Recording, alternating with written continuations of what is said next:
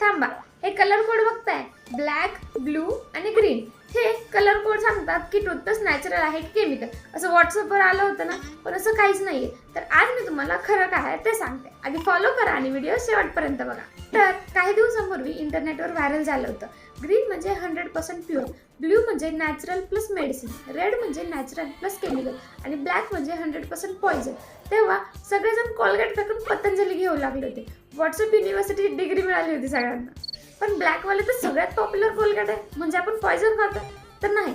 तर ट्रूथ काय आहे बघूया. तर हे कलर मार्क्स इन्ग्रेडियंटसाठी नाही आहेत, तर हे आय मार्क्स आहेत मॅन्युफॅक्चरिंगसाठी. तर मॅन्युफॅक्चरिंग प्लांटमध्ये मशीनला ट्यूब कुठे वेट करायचं ते कसं कळतात, तर या कलर मार्क्सवरून. मशीनमध्ये सेन्सर असतात, ते या कलरला डिटेक्ट करतात आणि कट करतात ट्यूबला एकदम परफेक्ट साईजमध्ये. मग इन्ग्रेडियंट्स कसे बघायचे, तर ट्यूबच्या मागच्या बाजूला छोट्या लेटर्समध्ये सगळं लिहिलेलं असतं. फ्लोराईड, कॅल्शियम, सोडियम सगळं काही. फ्लोराईड असेल तर टीथ स्ट्रॉंग होतात, सोडियम असेल तर फोम येतो आणि ट्रिकॉल्सन असेल तर ते अँटीबॅक्टेरियल आहे. तर मित्रांनो, टूथपेस्टवरचे कलर नाही तर वर्ड्स वाचा आणि व्हॉट्सअप फॉरवर्डवर विश्वास ठेवण्याआधी ते क्रॉस चेक करून बघा. म्हणजे तुम्ही झोमॅटोवर ऑर्डर करताना रिव्ह्यूज बघता, पण टूथपेस्ट घेताना व्हॉट्सअप फॉरवर्ड बघता.